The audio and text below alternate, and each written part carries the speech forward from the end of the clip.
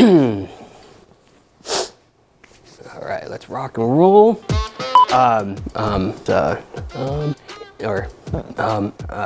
Okay. Okay, no, all right.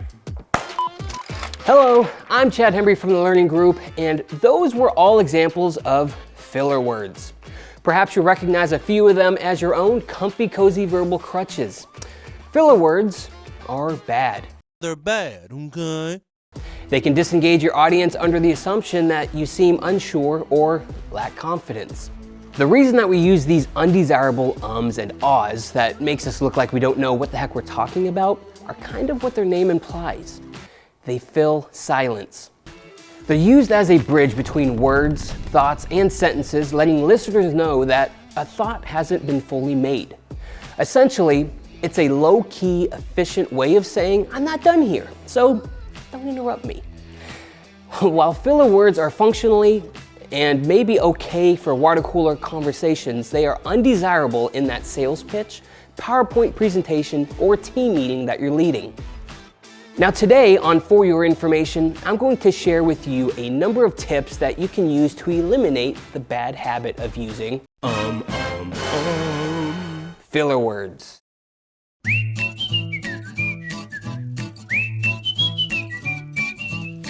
So, filler words, take one, kind of. Famous theoretical physicist Albert Einstein once said, "Education is not the learning of facts, but the training of the mind to think." And for your information, that's what we're attempting to do today. Train the mind through intentionality and patience, beginning with tip number 1. Fill it with pause. The idea is to replace your word filler habit with a pause.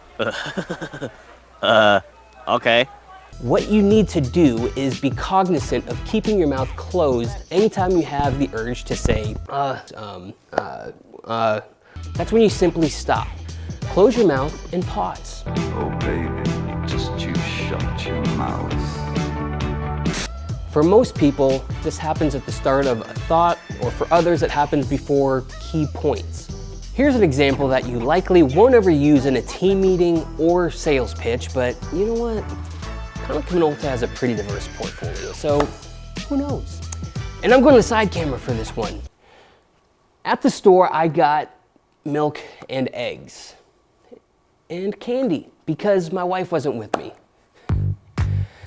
Now, I very easily could have thrown in an to begin that thought, or in between each of the items I bought at the store. While it may seem awkward and unnatural at first, and it very well could be until you get more comfortable through repetition, remember, silence is okay. It's actually amazing if you're a parent to a 3-year-old and a toddler like I am.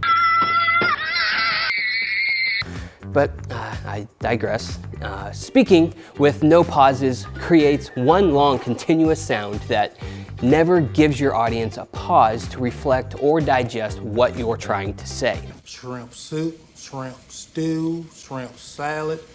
Linguists have found that people are more likely to remember a word if it comes after a hesitation or a pause. That's an extremely powerful bit of knowledge to have at your disposal. Yep. Yep. Moving along to tip number 2, as soon as you allow filler words to sneak into your presentation, the perception of you lacking authority becomes a reality. One way to avoid this, for your information, is by slowing down. If you have yet to watch the power of nonverbal communication from this video series, I strongly suggest that you do. But for those of you who have, you may remember hearing about how the stress or excitement caused while presenting can generate an undesirable higher pitch in a presenter's voice. As a response to allegations.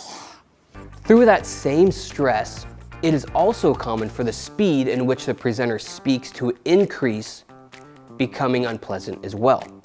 Research suggests that the average speaker thinks at 400 words per minute, but can only speak about a third of that amount at 125 words. The faster a presenter begins to speak, the more difficult it becomes to catch up with their thoughts. Slowing down your speech will not only calm your nerves, but put you further in control of your presentation. Closing time.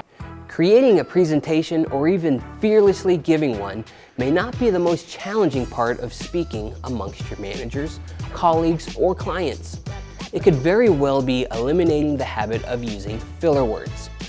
As our main man Albert Einstein said, education is not the learning of facts, but the training of the mind to think. If you can train yourself to break free from filler words, you'll be one step closer to allowing your audience to understand and accepting your message.